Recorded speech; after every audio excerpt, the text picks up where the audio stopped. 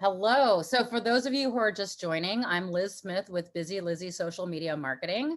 I have been a social media content creator for almost 9 years now. So I've been doing it for a long time. I started in the Bay Area, so sort of the bed of technology and where social media really started. And I've been to Facebook, I've been to Instagram, I've been to Twitter, I've been to all of their corporate headquarters to have lots of trainings. But as you know, social media is an evolving, changing thing. So it's something that many people feel that it's very daunting to keep up with.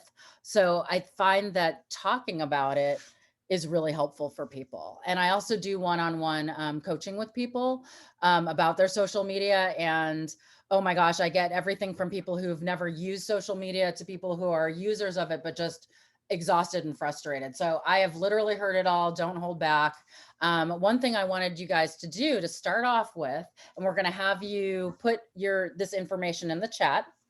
So please put your name and the company or organization that you represent and which social media platforms you use. And then this is an important one. In one word, how do you feel about social media?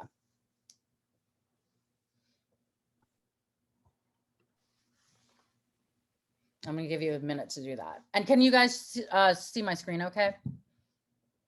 Okay, great. And sorry, I have dogs that bark, so it might happen.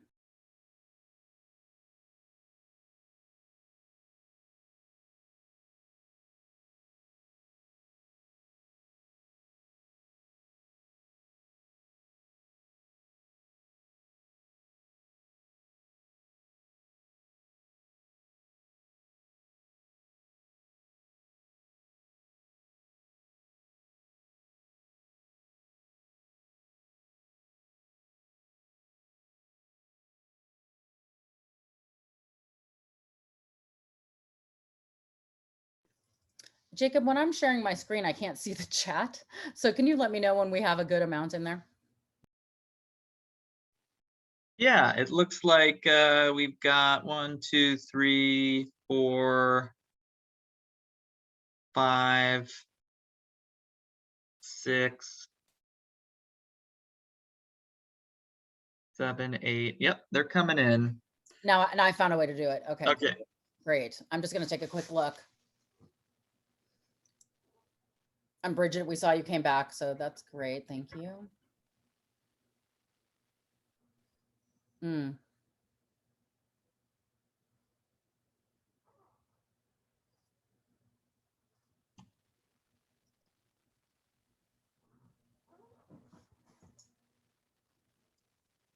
Hmm.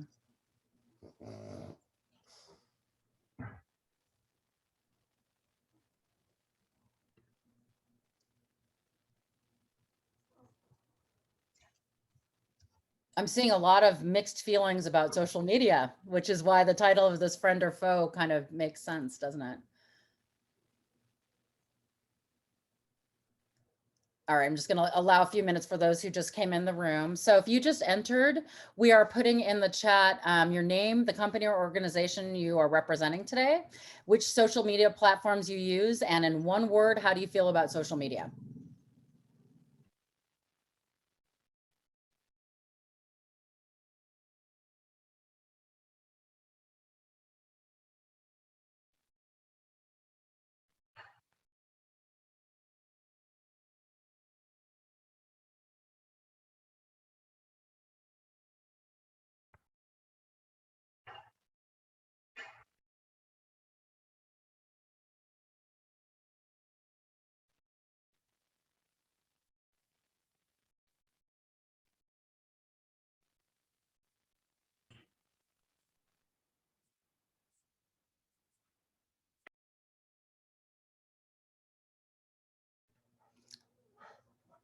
I'm seeing a lot of people who are feeling frustrated, overwhelmed. One person did say fun, exhausted, it's a time suck, useful.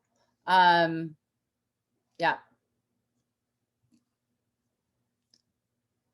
And honestly, one of the things I hear a lot of the time is that, wow, when I signed up to do this organization, business, career, whatever it was, I had no idea that I was going to have to become a professional content marketer. It's like, wow, I already have one job. Now I have two full-time jobs. That's frustrating. All right, that's great. So my next question is, how often do you post? And you don't really need to answer this question. It's just something I want you to think about. Like, well, I can do it with a show of hands. So how many people post 1 to 2 times a week at the maximum? You can just show your hands. And then how many people post 3 to 4 times a week at the maximum?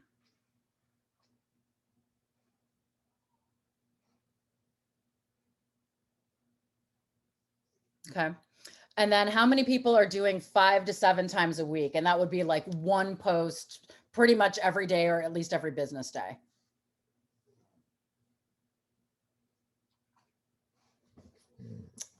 And then how many people do every day, multiple times a day? That's me. I can put my own hand up for that one. And I can imagine that as you're seeing these numbers, you're feeling perhaps like guilty, like I'm not posting enough, or overwhelmed, like, oh my God, who has time to post 7 days a week on these multiple platforms with engaging content that gets somebody to take an action, right? That's just like, whoa, that's a lot. So I know these are things that people think about. And one thing I would say to you about the frequency of posting, I always advise people, don't just post because you feel like you have to. Post good content over frequency, because people can tell when you're just sort of performatively posting. It doesn't feel good. It feels like, oh, I had to get a post out. There it is. Okay. So let's talk about some of our different platforms. So I saw a lot of you are using, it seems like the majority of you use Facebook, which would make a lot of sense. And I'm actually going to try to zoom in on this slide so you can see the statistics better. So bear with me while I do that. Okay. Can you guys see that? Is that clear? Okay, I'm looking at Kathy, so great. So yeah, Facebook is still the biggest platform, and that's where most people hang out or live. It has the ability to create events. It's interactive. You can do pages, you can do groups, you can do all kinds of different things. You can do messenger groups now. So Facebook seems like the one place that most people are. However, it's really crowded and it's really hard to get your content seen unless you pay for it. And even when you pay for it, it doesn't often work. So that Facebook, I think, has become a source of frustration for people. That's what I'm hearing. However, it's kind of like you still need to be there, because people often check a Facebook page just to see if you're a thing, a company, whatever that is. From Facebook, a lot of people have moved to Instagram. And I did see a lot of you are on Instagram. And some of the things that I am hearing, it used to be that Instagram skewed younger and Facebook skewed a little bit older, but there are so many people now on Instagram, I would say it's leveled out a little bit. Instagram people like because it's highly visual. There's not as much content in the captions. But one thing I hear that people are frustrated about with Instagram is that, for example, you can't put a link in the caption for someone to take an action. There are things you can use, but I know that's a source of frustration for businesses. Now, of course, Instagram wasn't set up to service businesses initially, so you have to do some workarounds to get your people to take action on your links. But people do tend to like Instagram because it's less political, it's less stressful, and again, it's highly visual. So from the pandemic and during that time, I think the biggest platform that has grown is TikTok. And it was, again, one of those things where people are like, oh, TikTok, that's for young people. That's like Snapchat. It's like, but you've probably seen TikTok has really grown to have a lot of users. of all different age groups across the board. And it's grown so fast because why? It's videos, it's visual, it's less about selling, and it's just another place to go where there's less noise. Now, I personally am not on TikTok. I am not a user. I am more of an Instagram user, and Instagram has something called Reels, which are meant to compete with TikTok. They have a lot of the same features. So I tend to like to be where I already live and just add on to that. But a lot of people are loving TikTok. But what I would suggest for this group is that you think about, oh my gosh, I'm already on Facebook, I'm already on Instagram. Do I want to add TikTok? Is that something I want to get good at? Or can I manage it into maybe one or more platforms? And then we have the other platforms like Pinterest, Reddit, Twitter, LinkedIn. So LinkedIn, I wanted to talk to you guys about too. LinkedIn used to be sort of, I used to call it the resume holder. That's where I go if I'm looking for work or I want to connect to somebody who was a former coworker. LinkedIn, again, has become this place where it's less full of like the noise of Facebook. And especially for B2B companies, that's where you're going to find your audience, right? So LinkedIn is something to, again, just not forget about or not just regulate it to, oh, I'm looking for a job, so this is where I want to post my resume or whatever that is. Don't forget LinkedIn. LinkedIn is like quietly growing among the business people, and it's not only for, corporate executives. LinkedIn is actually for everybody, and it's very, very active right now. So that was that. I'm going to take that down to the next slide. So with all these platforms, with all this content, one thing that is the most important thing to think about for your organization is, who is my audience? Who am I talking to? It's not just you talking to like your group of friends and family. You really have to consider who your target audience is. And this would be your ideal customer, or if you're a nonprofit, maybe, your donors, whoever that is. But it is worth your time to spend time thinking about who I am posting to, because that will segue into what I'm going to talk about next, which is, how do I talk to them? How do I get their attention? How do they like to receive information? It's not just how I like to put out information. What language do they like to receive their information? What resonates with them? Where do their values lie? It is really, really worth thinking about that before you start posting, because that will lend consistency and get better engagement and actions on your post if you really think about who you're posting to. Okay. So we're doing very well on time. We're going to do an exercise together. This is something I work with my one-on-one clients, and it's a customer avatar worksheet. So this is just a template that I get from Digital Marketer. It's nothing, not rocket science. However, we're going to send you guys out this worksheet after this webinar is done to work on yourselves. And again, it's worth spending time to think about, like, who is this fictional person that I always want to be speaking to with my voice on social media? So one of the things to think about is their goals and values. What do they value? Do they value philanthropy or social service? Do they value local business? Do they value supporting artists? There are so many different things that if you can align with their values, you can speak to them in a way that's going to make your company or organization stand out and also make them feel connected.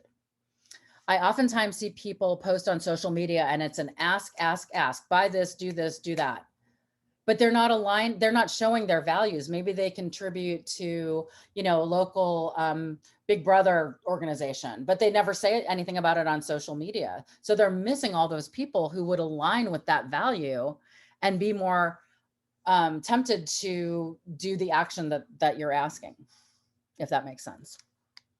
And you can do the exercise and you don't even have to gender it. Again, these are just ideas. What's their name? What's their age range? Do they have kids? Where are they located? Maybe your customers are all over the country, so you want to keep that in mind.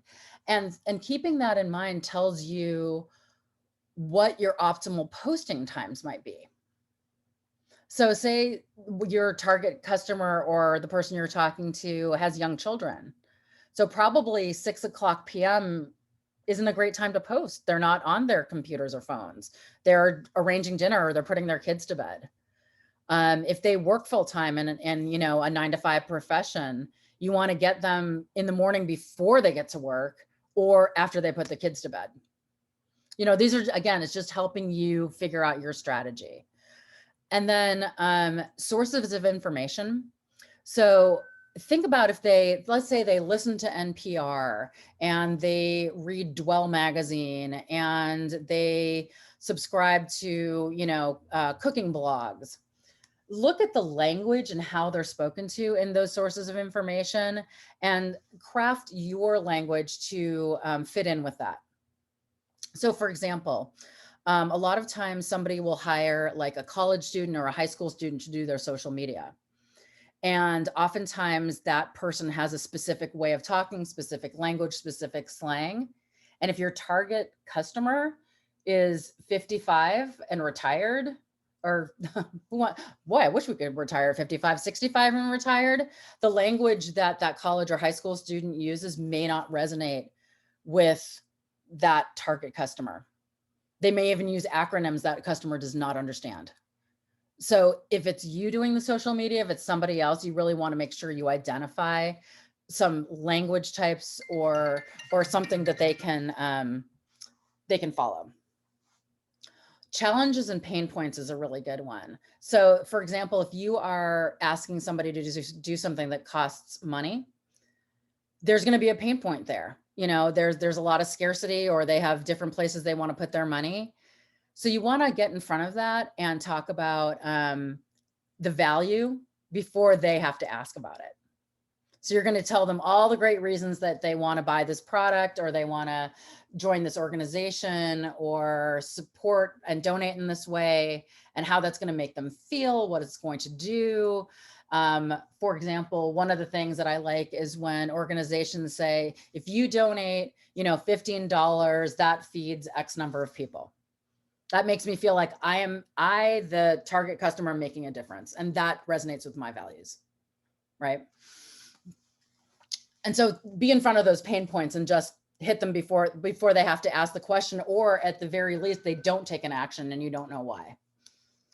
And then the objectives and rules, that's more for like, if you are, let's say we know that Facebook tends to be more female users. Maybe that's just a statistic that's out there, but that someone else, or maybe the user is somebody young, but the actual purchaser of the thing is their parent. So you kind of want to be able to speak to the person who's going to see the post, but also keep in mind the person who's actually going to take the action. That will happen a lot less. So I don't want to focus on that box that much, but I just want to explain what that is. So can I get a show of hands for people in here who have already done this type of a worksheet? Not a ton. So what I want you to do right now is just take a piece of paper and take one of these boxes in here and just fill it out for your target customer. And maybe take just like 5 minutes to do that. So you can do goals and values, sources of information, challenges and pain points. Just choose one of the boxes and take about 3 minutes and do that. And also think about too, if after COVID, if you're a retail store, maybe your product assortment has changed and maybe your target customer has changed. This is a good exercise to do every single year because life changes. Or maybe your online customer is different from your in-store customer. I'm going to let you do that while I mute myself for a second.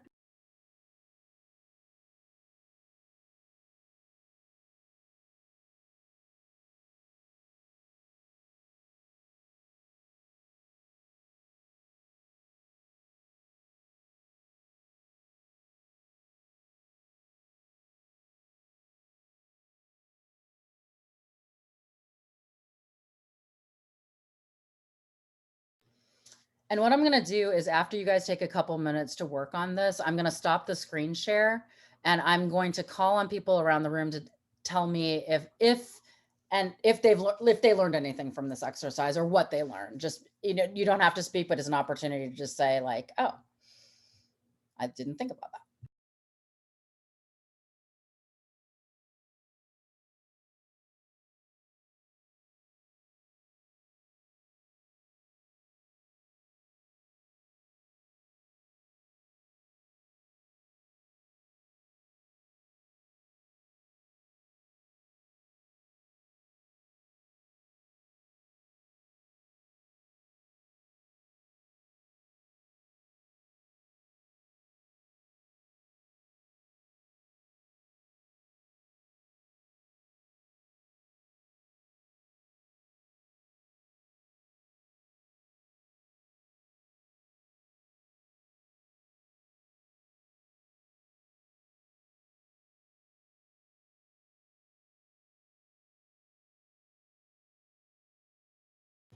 I saw one message in the chat that says, how do you know where their customers get their information? It is a little bit of a guess. And it depends also on how much direct contact you have with your customers, but it's like your best guess.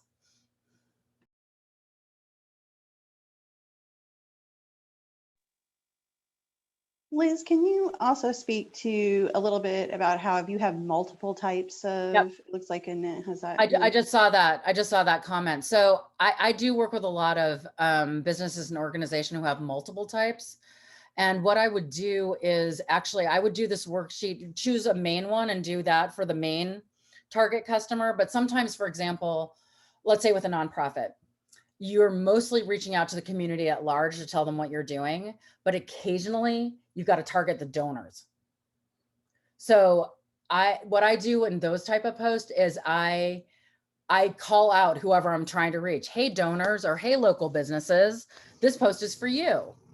But there's still usually a main customer, a type of customer, or the one you want to attract that's going to take the most action on what you want them to do. And of course, there's going to be the outliers. Always, there's going to be people who skew a lot younger than your customer, a lot older than your customer, different, income, age bracket. But there's somewhere there's going to be sort of a core somebody. You invented the thing or the company for someone. I hope that makes sense. So just choose one. Just for this exercise today, choose one.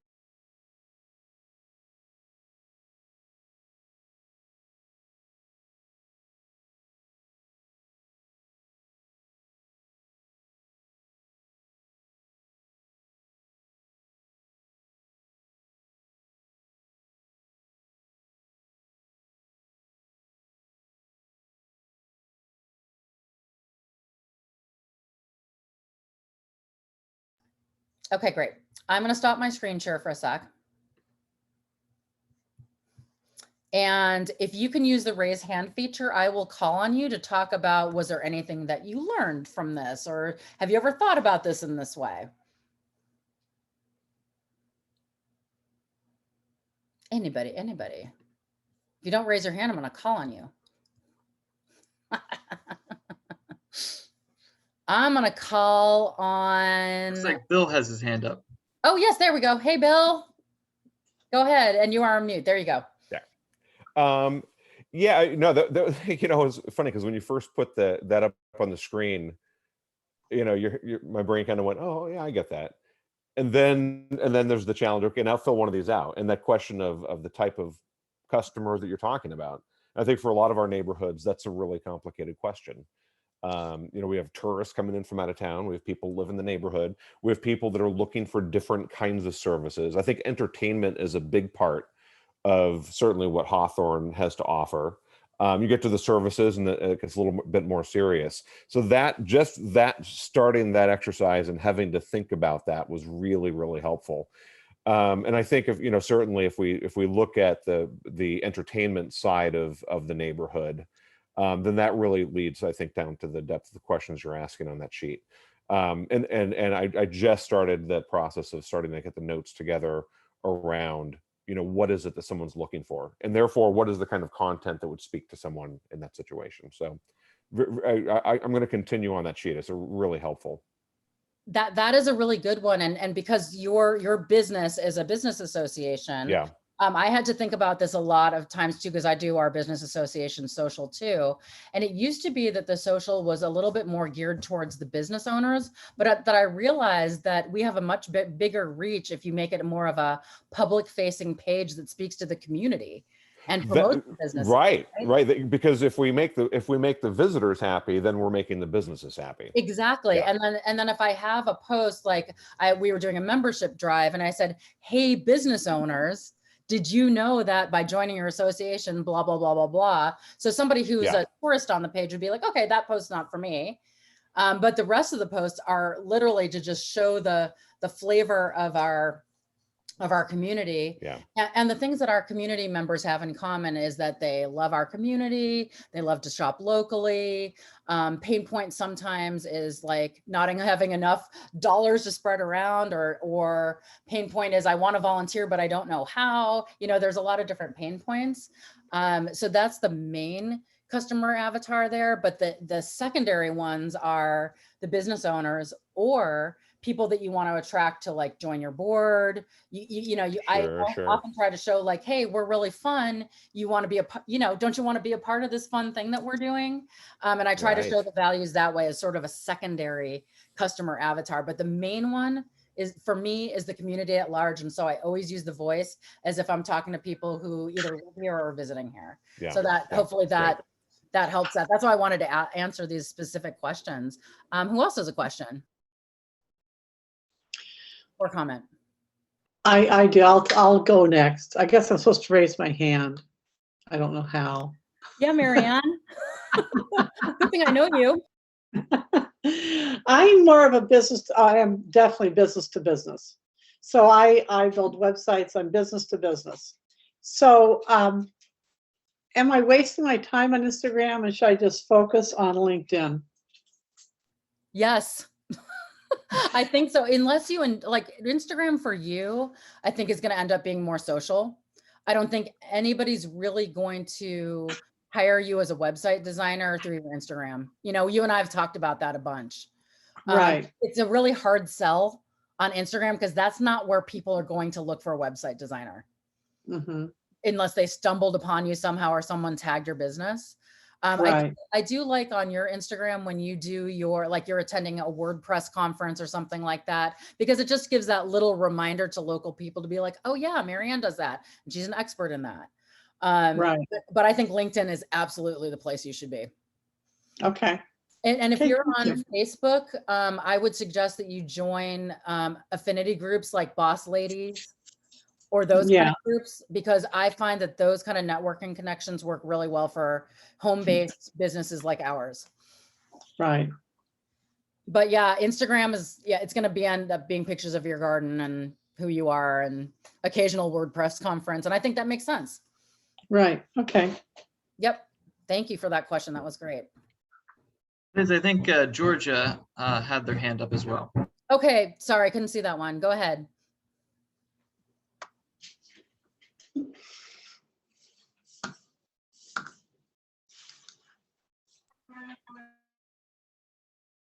We may have lost them.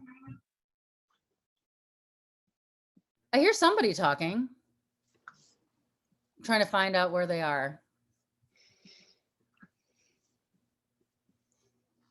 All right. Well, that's okay. Anybody else have any comments? Or has your customer changed in the last year? I mean, I know stores who have completely changed their whole, like what they do, or businesses who have completely changed it. Bridget. Yeah, the last year definitely has changed our brick and mortar retail structure. Thank goodness during last year, we did get a really good conversion to the website and then definitely tailored our social around that messaging as well. And so now I am finding it challenging because I feel like I'm actually almost running two different models at the same time. And I think I feel that physically in the store as well as just between what I'm now kind of calling the front of the house and the back of the house staff and teams in terms of like what we're doing to reach those customers, but then also, you know, what we're saying and doing in social media, especially with a store like ours that has so many one-of-a-kind items. It's not necessarily what I want to push out to try to drive web sales, because the return for the labor is not there necessarily for just one item. So trying to take a look at, you know, always being aware of the conversion to sales when I'm putting so much time and energy into the social. So it's at the moment it feels like a lot more work. And in your question about who you're speaking to, I feel like I'm speaking to like way more people, different demographics, different areas, different fulfillment needs. So it's very challenging. Thank goodness I've got a team of people that I work with on it, but I'm, you know, constantly trying to figure out the next thing, like all the time, every week. It's a lot. It's a lot. And so Bridget's business is cargo. So if you guys don't follow it, you should, because it's very exemplary of knowing your target audience. And because I'm the target audience and I love the posts and I always respond to them because I'm like, oh, that speaks to me, values. And I love that item. And I love how you're calling out a local business. And one thing I really love about your social is that it's very personal. It feels like a person wrote it, and it feels like a person in the store wrote that post. It doesn't feel like a third party did it, or that it was just like, oh my God, we have to get a post out today. I know that that takes a lot of nuancing and a lot of work. So I truly appreciate it. I would say that if you do the customer avatar exercise and you come up with maybe 3 different customers you're trying to reach, you can use that in your strategy of like, okay, let's make sure each one of these gets a post per week. But you also have to balance that out with, oh my gosh, we just got a new shipment, or oh my gosh, we're having a huge sale. So yours is especially complex as a business. And because you're probably you're not using a third party like scheduling app or anything like that. You're just doing it like organically. We for time to time we try that, mostly for scheduled events, you know, Yeah. things that we know we've got in the queue, we'll use that. But yeah, pretty much it's pretty organic. And I also, you know, there was a while when I felt like we were over posting. So we do try to your point, we try to post when we actually have something meaningful and not just throwing meaningless content out there. Right. Yeah. Yeah, you guys, there's nothing I can tell you to do differently or better because you're already doing that. It's more for your situation, managing your time. So that's why I was kind of thinking, if you know, if you can schedule out like some of the posts, then you won't be every day being like, hang on, I got to go run over here and do my social media posts. And then I don't know if you all have had this problem, but you get the post out there and, oh, there's a typo in it. Now I've got to go back to 3 platforms and fix that typo. One of the things that scheduling does is it allows you to copy the copy for all the platforms, and you know it's right, so that you know when it posts, you don't have to check it. And also it's going to go out without you having to do anything. And that does free you up a little bit. So it's something to think about using. Somebody asked in the chat too about Hootsuite or Buffer. I do use those scheduling platforms, especially when I have multiple users on the social platforms, because then everybody can have eyes on it and see what's coming up. So that might help you guys. Let me think about your store a little bit more specifically, but I feel your pain because you really changed so much about your store during the pandemic. So you don't want to let go of those new users that you have, or more like online or whatever that is, but you still have to serve your initial customers, right? Yep. So you do actually have a couple of different customer avatars that, again, when you're looking at the new, like, how do they get their information, might be completely different ways. Yeah, absolutely. Yep. And maybe you could divide it out that like somebody on your staff does the post to the online people and somebody on your staff does the in-person people, and you can split out the work that way. And if you're scheduling it, then you're not scheduling on top of each other, because that eventually will be too much for you to do. Yeah.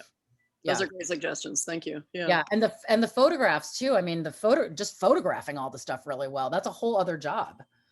So again, maybe you could get another person to say, hey, we're going to do the kimono sale. Take a bunch of great pictures of the kimonos and put it in this drive folder. Then we can just select them because it's one less thing for you to do.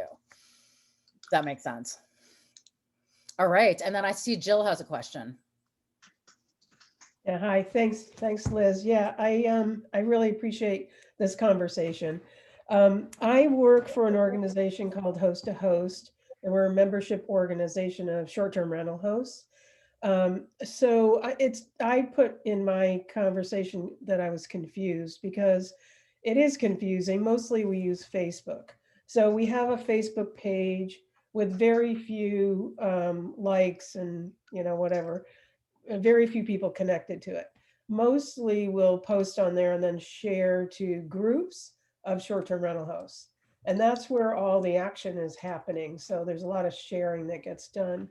So I've been thinking about this page and how to expand it because there's, not very many people there. It seems like groups are more like you get messages about them, so you're more aware of what's going on. A page is less like you have to go to it. I mean, maybe I just don't understand it well enough, but do you have any advice for expanding?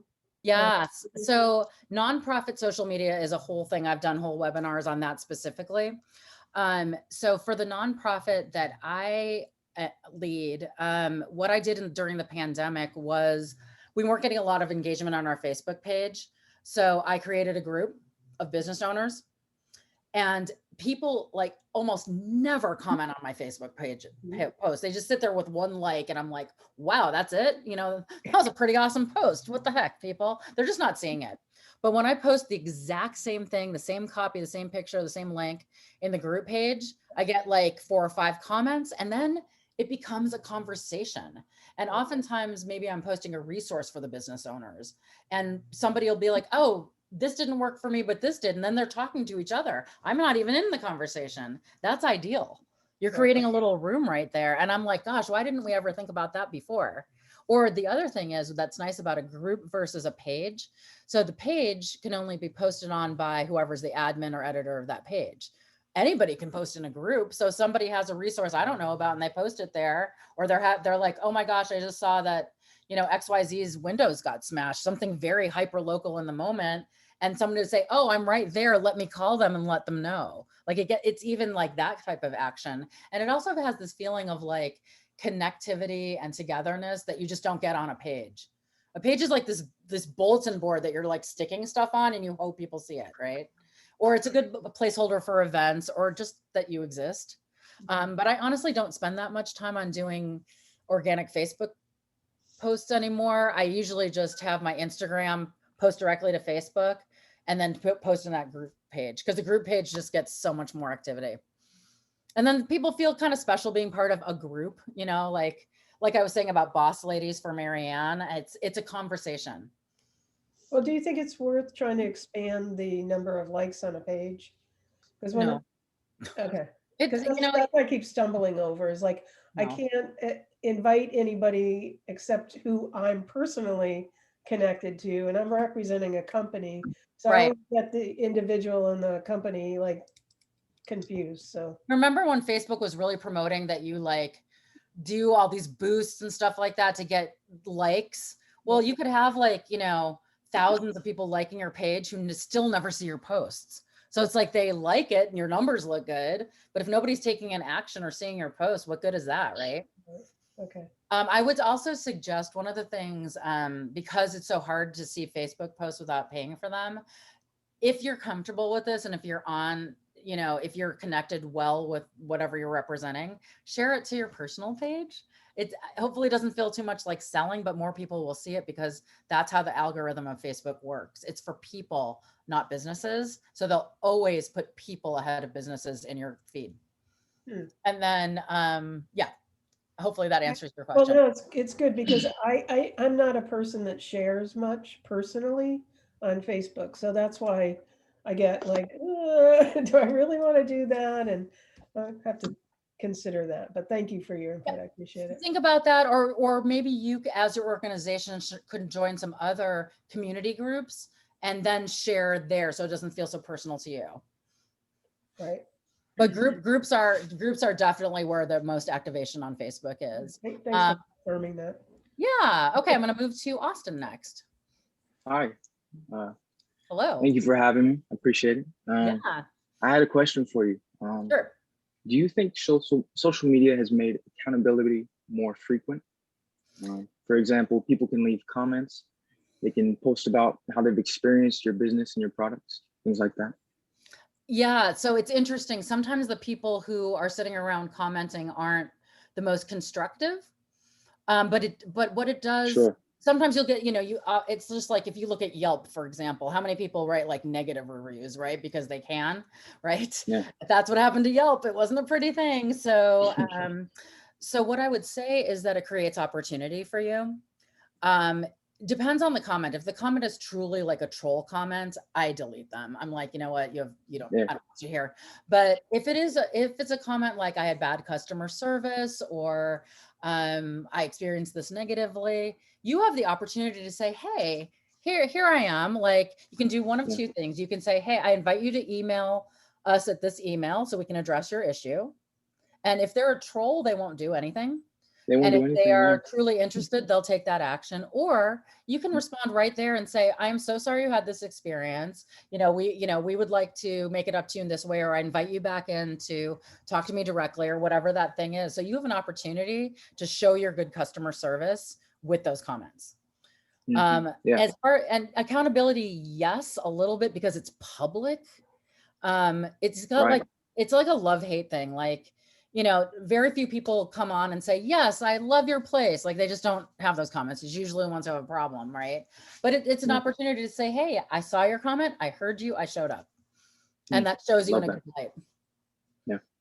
Yep. Brilliant. I see that a lot with like some of the bigger companies, like maybe apparel companies or, shoe companies. And someone says, hey, I've never got my shipment. And they're like, great, let us know your order number, send it to this email and we will look into it right away. And it's like, wow, there's great customer service and they're paying attention to their social media. Cool. Yeah, I've seen that actually. Yeah, that's a good example. Yeah, I've seen it too. And I always think that's a good company and they care about their customers. Thank you again for having me. I appreciate it. Some really good info I've gotten already. Awesome. That's great. Yeah, it's challenging because it's a really short time period, but it's a little bit of a gauge for me and some like trying to hit on the big things that people are experiencing it. Yeah. So what we're going to do in the next few months is sort of drill down on some of the bigger issues that people are having. So for example, I might choose to do a segment of businesses like food carts, for example, and do a special webinar for them, or we might just do an Instagram deep dive and do that because there's so much to talk about and learn. Yeah, very complex. Yeah, it's very complex and everybody has a different level of knowledge and experience. But I would say the common denominator is that everyone's overwhelmed. And I wanted to share my screen one more time for you guys, if you don't mind. So I'll just go right there. Hopefully that will work. Okay, we're back to the customer avatar worksheet. Oops, there we go. Okay. I'm gonna give you two more like overarching things to think about with your social. And then if we have time at the end, I'll take a few more questions. So it is really important to have a strategy. Like, what am I doing here? Like, what am I doing with this post? And sometimes you want the customer to take an action, purchase, join, donate, whatever that is. Sometimes it's as simple as you just want to show your values. And that can be done with like a quote or, or even somebody doing, like, for example, one of my clients is a pet boutique and they donate to Oregon Humane Society. They donate food. So they take a picture of themselves donating this food and you're like, I want to support them because they support Oregon Humane. Marianne, you know exactly who I'm talking about. And so sometimes you just want to show your values like that. It doesn't have to be an action. You're not looking for something. You're just like, oh, those are good guys. Sometimes you just want to connect with the community and say, hey, we're here and this is what we do. Because remember, you're getting new people all the time who might not know everything about your organization or store. So you might want to go back in your history. Hey, we've been here since 1925. This is how we started. Here's where we are today. And don't forget that not everyone knows that stuff right off the bat. Sometimes you just want to inspire. Sometimes people really just like to see something positive. And if you provide that, your space will be a space they want to follow and go because it's a positive space, right? Don't forget too that you also want to attract potential hires or board members or members, depending on your organization. So don't forget to show how fun or rewarding or whatever that is to be a part of the thing that you do. So for example, if you're a store, show your employees, highlight them, highlight your staff, highlight your board members, highlight new members of your organization. That will make them feel good. Then it's not just about you. And it also is like, hey, I want to be a part of that thing, to everybody who's just, looking at that. And then sometimes you're seeking to inform or educate. It doesn't have to be knowledge coming from you. You can say, hey, XYZ organization has a good 10-point list on how to do this. We wanted to share that with you. And then you are valuable because you're sharing something valuable with them. So these are just kind of things you can think about for your social media strategy and content. It doesn't, just don't make it an ask all the time because people will very much tire of that. Oops, I'm trying to flip to the next screen. There we go. So planning will make your life better, I promise. So I wanted to share this template with you. I just used this template that I created in Google Sheets. And this is what I use for different clients to plan out the month. So it has the, whatever the business's name at the top in the month. We do different tabs like July, August, whatever that's going to be. And then at the top where it says theme day with this gray line, that's where I put things like Bastille Day, 4th of July, National Hot Dog Day, like it is today, whatever that thing is. So you do that work in advance of the month so that you're not seeing somebody's post and going, oh my God, it's National Hot Dog Day, scramble, scramble, scramble to get a post out. You're in front of it. It's just less like franticness with it. And then you can also kind of like, say you're doing the 3 platforms, LinkedIn, Facebook, and Instagram, make sure you're hitting the platforms right, or maybe you want to share them out to all 3 platforms or not, or maybe you just have 1 platform, Instagram. Having a bunch of platforms isn't any better or worse. Being good at one is the best advice I can give you. But once you plan your month out like this, or say you have a sale coming up, or say you have employee of the month coming up, or you're highlighting staff anniversaries and birthdays, put that in so you remember to do it, so you're in front of it. And then you won't have to spend every single week going, oh my gosh, what do I have to remember to post about this week? It's already laid out for you. If you do that work before the month starts, I promise it will make your life easier. And this is something, again, I use with my clients so that we're on the same page. They've remembered to tell me what's coming up. I'm saying, hey, do we want to do it's a French company, say, do we want to do something for Bastille Day? Let me get the graphic ready 2 weeks before, you approve it. I put it up that day. We all feel comfortable with that. And there's a list, if you choose to do the funny, like National Donut Day, National Spaghetti Day holidays, there's tons of lists. You just go to that list every month and you put the relevant ones in your calendar. And then again, you don't have to scramble for that. But also then you're not putting, maybe you have forgotten that, it's Juneteenth, a holiday, a federal holiday. So you're not putting out content that when everything's flooded with content about Juneteenth, you're not putting out something that's going to be lost in all of that. You're remembering that holiday is happening and thinking, wait, I'm going to save my content for before or after, or I want to say something because it's in my company values about Juneteenth. So we want to dedicate a post to that day. It'll make you smarter and better about your strategy. And then my last comment to you is, let's do this. Just go out there and do it. Be your authentic self. Do a little bit of homework studying your customer avatar or avatars. Figure out what platform you feel comfortable with. If you don't feel comfortable with multiple platforms, just be good at one. Tell people where to find you. Hey, I'm on Instagram only. They will find you. But make sure that platform's in line with the customer avatar. So those kind of do go hand in hand. And if it gets to be too much and you have the means to do it, you could hire a social media content creator, because what I tell people is like, let me do your social so you can do your business, because most likely everyone here didn't go to school to be a social media content creator. It is work. It is hard. It is a necessary part of our world. So think about that. And I'm going to stop my screen share and check our time. So good. I wanted to make sure we had time for a few more questions, comments, or things you want me to address. And does anybody here use a calendar? I bet not. Yes, yes, yes. Oh, good. We got a few people. Kathy Perry, Bridget said yes. Trying to see if there's anybody else. No, I don't think so. Kathy, can you tell me about your content calendar and your organization? I work with The Arrangement on Northeast Fremont. It's been around 41 years and it's a retail gift shop. I kind of feel like because of the product that we have and the customer base we have, my job as social media is pretty easy.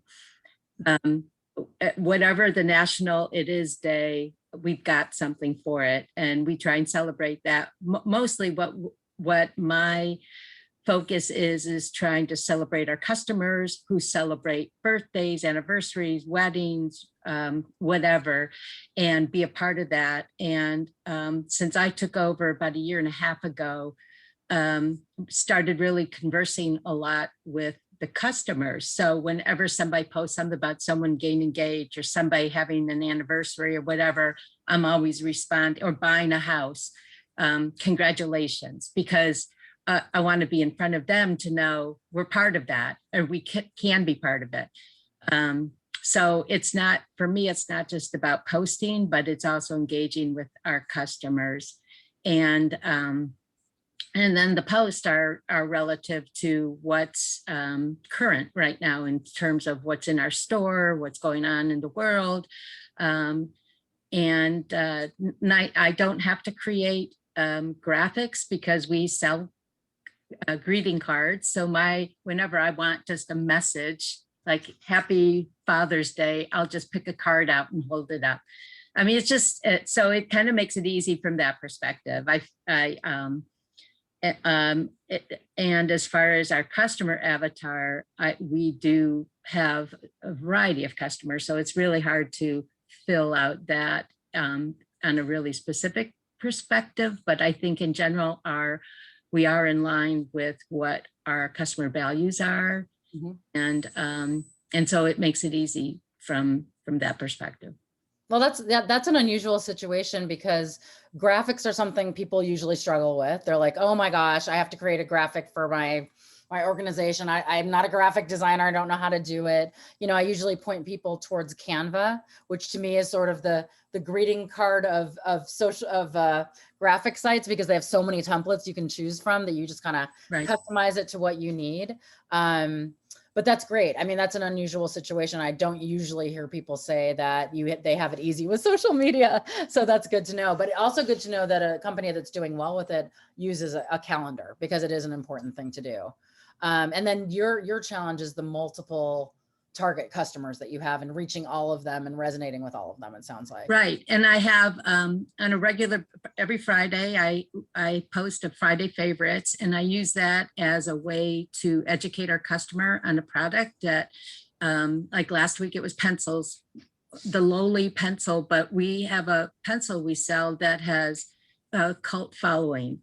And our customers came in and bought them because of that weren't aware of it. They'd seen them in other posts, but now they read about these pencils and just wanted to try them. So Friday is when we try and educate our customers on products that they may see or may not have come in and seen, but we think that they would like.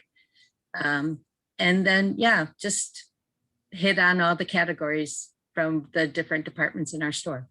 I'm so curious now you've got me curious about the pencil. I'm like, what's a cult following pencil? That's very unique and something you offer that like not everyone offers. So it's a reason for people to seek you out and come to your page and purchase and hopefully become a lifelong customer. So that's a great hook. You know, no Arrangement PDX. All right, we'll check it out. So I wanted to ask Jacob, was there anything that we wanted to make announcements for in closing, so that we can end on time and respect people's time? Yeah, thanks so much. There's, like you said, so much to talk about, and this is actually just the beginning of the conversation. So we're going to take all the great things that you've shared with us today and put together a schedule of trainings over the next 4 or 5 months to really zoom in on some of these topics and do a deeper dive. So thanks everybody for being here and sharing. I'm gonna send out an email tomorrow with copies of Liz's slides and the worksheet that she posted, along with some of the other resources that we discussed. So keep a lookout for that, and make sure you follow our Instagram and our newsletter to be filled in on when the next training is going to be. So that's it for me. Thanks. Awesome, Thank you guys. for Liz for presenting. Thank you. Thank you Thank so you, much. Liz. Thanks, Jacob. Take care. Have a good one. We'll see you soon. See you soon.